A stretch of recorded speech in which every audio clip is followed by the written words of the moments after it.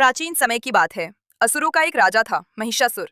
वो महाबलवान, रूप बदलने वाला और अत्यंत अभिमानी था। अपनी शक्ति बढ़ाने के लिए उसने कठोर तप किया और ब्रह्मा जी को प्रसन्न किया। जब ब्रह्मा जी उसके सामने प्रकट हुए तो उन्होंने कहा, वत्स, वर मांगो। महिषासुर ने सोचा, देवता और मनुष्य मुझे हरा नहीं पाएंगे। अगर मुझे ऐसा वर मिल जाए तो मैं तीनों लोकों का अधिपति बन जाऊं। उसने वर मांगा, मेरा वध न देवताओं के हाथ से हो, न असुरों के हाथ से और न किसी पुरुष के हाथ से।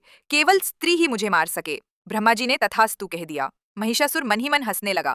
उसे विश्वास था कि कोई स्त्री उसका सामना कर ही नहीं सकती। महिषासुर का आतंक वरदान पाकर महिषासुर का अहंकार 7वें आसमान पर पहुंच गया। उसने देवताओं पर आक्रमण कर दिया, इंद्रदेव का सिंहासन छीन लिया, सूर्य चंद्रमा पर कब्जा कर लिया, अग्नि वायु वरुण तक को हरा दिया। तीनों लोकों में हाहाकार मच गया।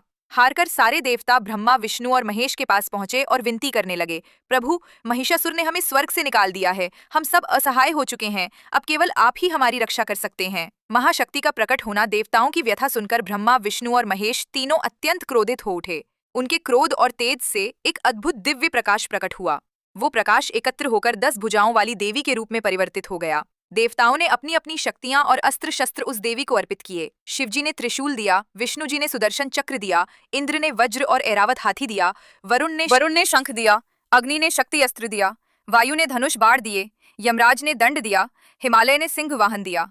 इस प्रकार सभी देवताओं की सामूहिक शक्तियों से सुसज्जित होकर वह देवी बनी, माँ दुर्गा, महाशक्ति, जगत जननी। युद्ध की चुनौती। जब महिषासुर ने देवी का अद्भुत रूप देखा तो वह मोहित हो गया। उसने कहा, हे सुंदरी, तुम मेरी रानी बन जाओ। माँ दुर्गा शांत स्वर में बोली, हे असुरराज, मेरा विवाह उसी से होगा जो मुझे युद्ध में पराजित कर सके।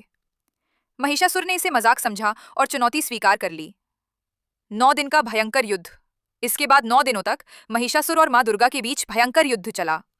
पहले दिन माँ ने उसकी विशाल सेना का नाश किया। दूसरे दिन उसके महाबली सेनापति गिर गए।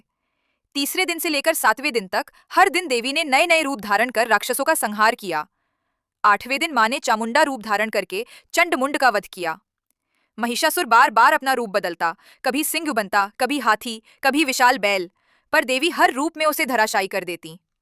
विजय का दिन, महिषासुर वध। अंततः 10वें दिन महिषासुर भयंकर बैल का रूप लेकर युद्ध भूमि में आया। माँ दुर्गा ने अपने सिंह पर सवार होकर उसका सामना किया। युद्ध इतना भयानक था कि देवता भी भयभीत हो गए। आखिरकार माँ दुर्गा ने अपने त्रिशूल से महिषासुर को भेद दिया। उसका जीवन उसी क्षण समाप्त हो गया। आकाश में देवताओं ने पुष्प वर्षा की। चारों ओर गगनभेदी स्वर गूंजने लगे, जय माता दी, जय महिषासुर मर्दनी।